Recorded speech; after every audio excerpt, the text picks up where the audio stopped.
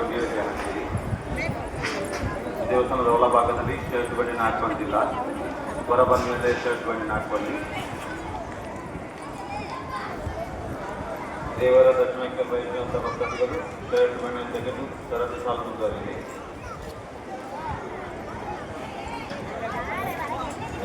ಕಾರ್ತಿಕ ಪೂಜೆ ದೇವರ ಪ್ರಸಾದ ದೇವರ ದರ್ಶನ ಮುಂದುವರಿಲಿ. ದರ್ಶನ ಆದ ನಂತರ ಪ್ರಸಾದ ಪಡೆದುಕೊಳ್ಳಿ. ದೇವಸ್ಥಾನದ ಒಳಭಾಗ